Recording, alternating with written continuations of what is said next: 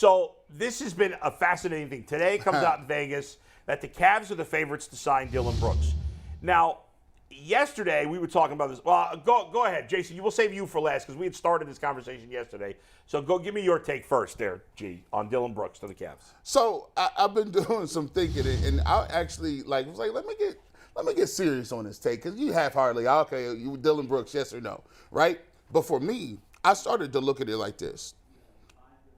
Here's what I can't do. This happens a lot in sports. You'll see what your sample size is, right? And you'll see what you do in the playoffs. So the Cavs played in the playoffs. We all know what happened. It was disgusting. It was a red-hot topic. Then a couple weeks later, the sting goes off, and then all of a sudden, now you could just, evaluate what's going on or whatever case may be. So now this is usually the era where patience just comes in. And sometimes when you got the people saying, okay, let's just be patient as is, let's do it. My thing is, I know what I saw, right? And I know that I saw that you need some more toughness. I know you need some more oomph, some more nasty, some more fight, some more dog, whatever that case may be. And if I can get that, I could look at my team and say, I could do both things at once. Now, people will say, you don't need him because he is not a shooter. Well, okay, well, here's the thing. You got 5 or 6 non-shooters. Just replace those non-shooters. You got Jetty, can't shoot.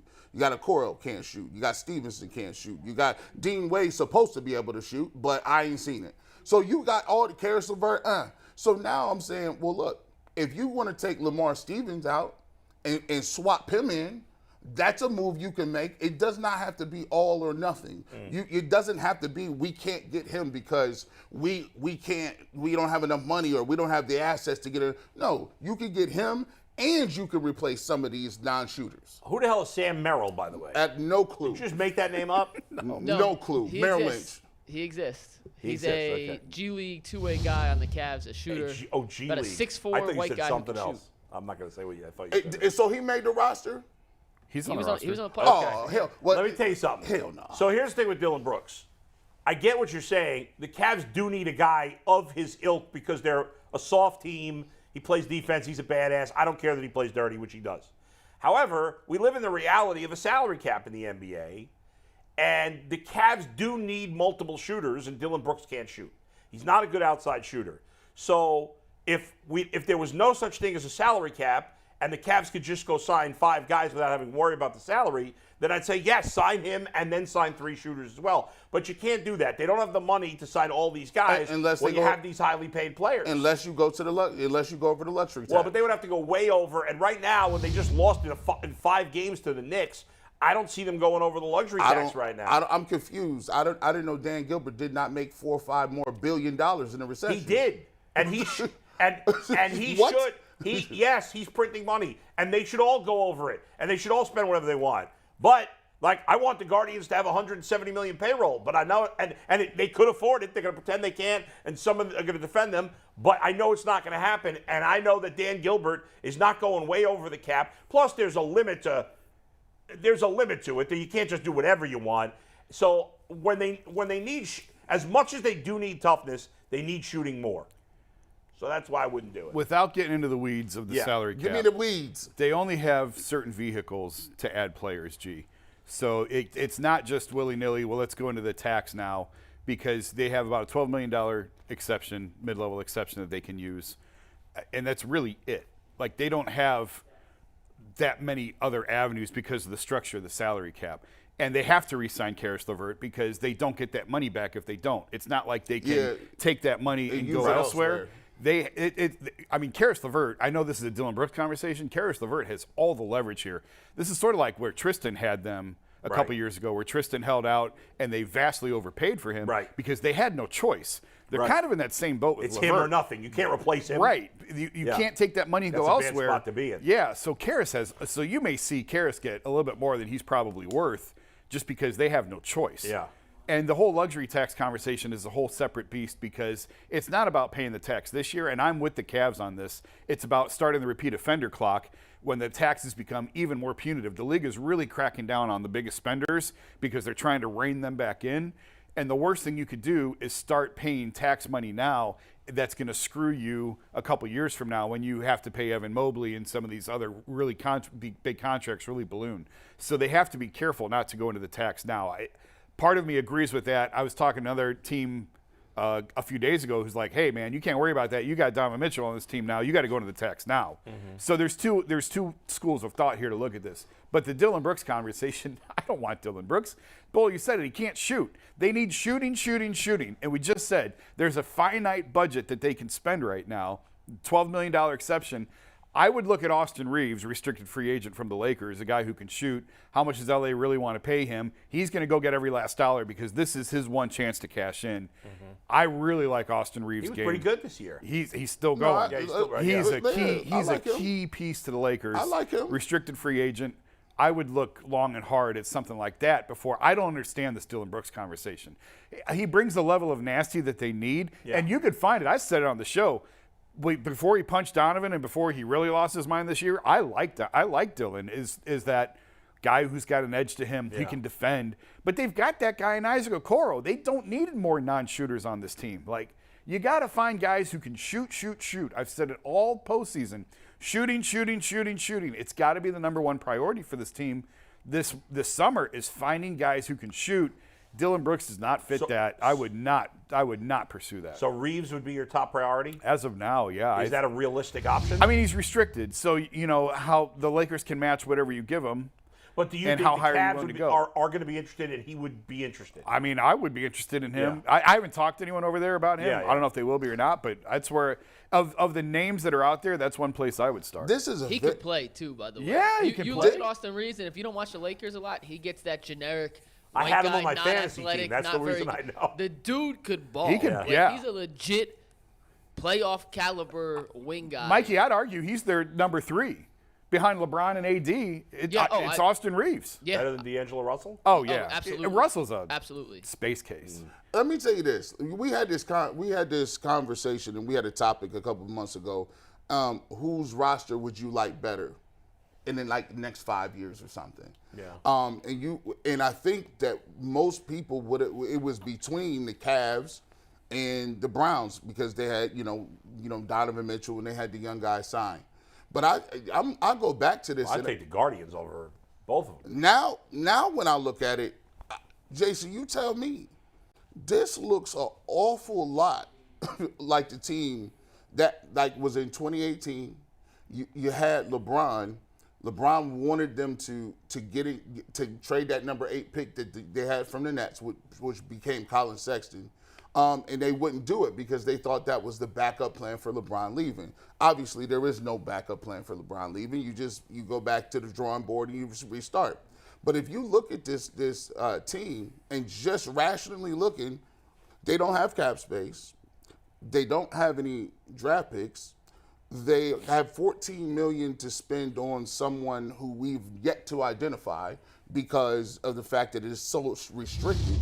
And on top of that, you have a roster where you don't know whether or not 2 bigs can play. You don't know whether the 2 guards is going to be able to coincide. And you're in the Eastern Conference where people have multiple superstars. And the only players you could trade that have value are the 3 guys you don't want to trade. Yeah. Because Allen, to me, doesn't have a lot of value. And so how... Seems like him more than you think. Yeah?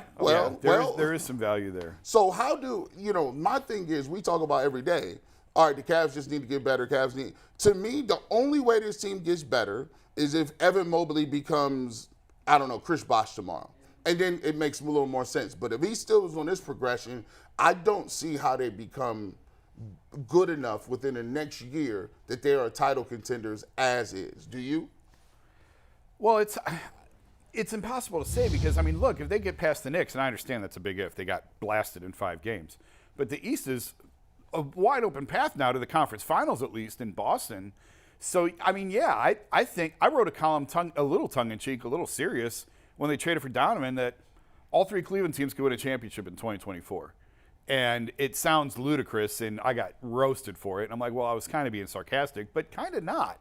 Another year of growth out of Mobley and another year of growth out of Garland. And, yeah, I don't think it's unrealistic to think that the Cavs could be in the conference finals next year. And once you reach that point, then it comes down to. But do you think? Because I agree with G that I think for that to happen, Mobley probably has to take a take bigger a step huge next year. step. And going into year 3, Yeah. that's not unreasonable. Right. I think that is. I mean, look at how, and I've used the Bosch comparison, and the two names that kept coming up in terms of Mobley, in terms of long-term, because there's always comps. You're always comparing guys, especially in the NBA. This guy's this guy. This guy looks like this guy. Bosch and Anthony Davis were the two that I've heard more than any others. And Bosch, I think, because of the left-handed thing, and he would really have to develop more of a three-point shot, and he really hasn't done that yet. But if you look at AD and the way AD's dominated, I mean, AD, I think, is going to have a monster series against the Warriors because they don't have anyone who can match him. And I could see, the defensive side is there between AD and Mobley, and I could see that. I could see him taking that leap. I absolutely think Evan Mobley is going to be significantly better next year than he was. I hope he comes back 15 pounds stronger, 20 pounds stronger than what he is now.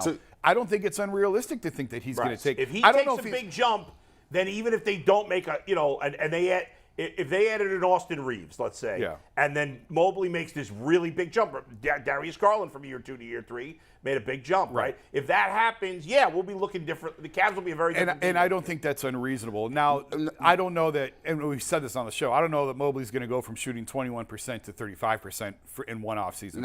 I don't know that that's realistic. Bosch year 3, just for reference, Bosch year 3 in Toronto. 22.5 points, 9.2 rebounds. So 22. He's already there. What about his shooting percentage? Did that go up big from year 2 to year 3? Well, Mobley only averaged 14 this year. But his 3-point percentage, what was Bosch's 3-point percentage? That was probably significantly better. Yeah. And that's the point that I don't know if that piece will ever come to his game. Now, the other part of that is this idea about playing Jarrett and Evan together. I don't know if they may move Jarrett this offseason? I don't think they're going to, no. And I don't. I said before, I would not move Jarrett based off because he had a bad series against the Knicks. I think that's emotional and reactionary. Yeah. But I think you do need to take a step back and go, how do we get better? What pieces do we have? And is this tenable to play these two guys together? Not so much in the regular season, but in the postseason. Can we have success playing this way? Yeah. And we talk about Evan taking that leap, and maybe it's a thing where Jarrett comes off the bench in a postseason series or something like that, because I just think this team will be at its best when Mobley is at center and 4 shooters are around him. Can they get to that point? I don't know. We'll see.